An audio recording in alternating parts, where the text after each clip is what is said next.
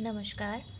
अगर आप वेतनभोगी कर्मचारी हैं और आपको आपके वेतन में एचआरए यानी मकान भत्ता मिलता है, तो इसकी छूट इनकम टैक्स में आप किस प्रकार से दर्शा सकते हैं एवं किस सीमा तक ले सकते हैं, आइए आज हम इसकी गणना सीखेंगे। वेतनभोगी कर्मचारियों के लिए जिन्हें एचआरए की छूट चाहिए, उसके लिए 3 नियम होते हैं।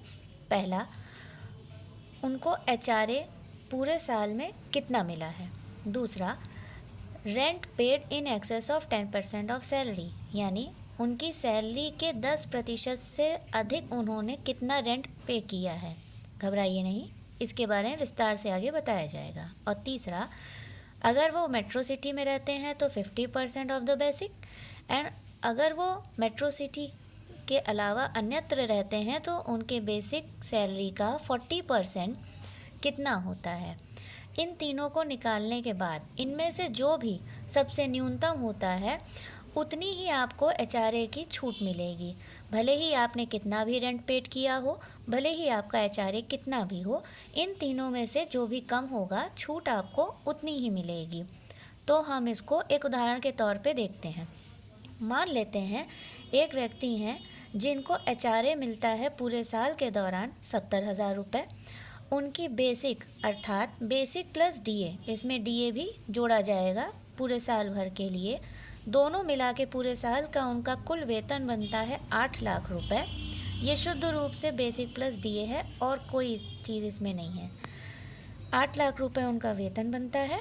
इस 8 लाख का पहले हम 10% निकालेंगे, हुआ 80,000 रुपये।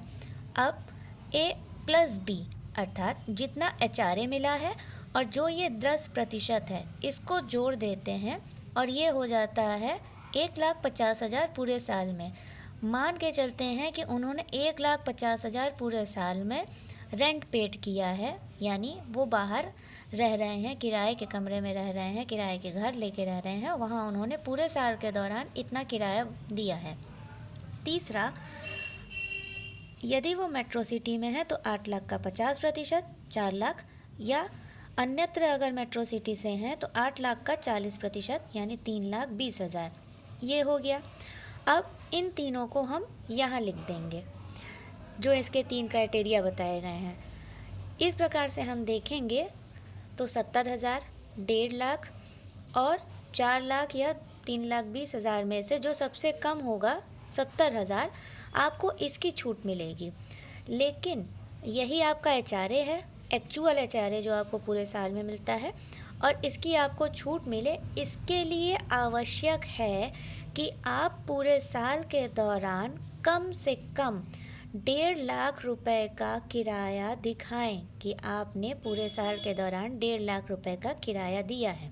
यह कैसे आएगा? यह ऐसे आएगा, इस फॉर्मूले से।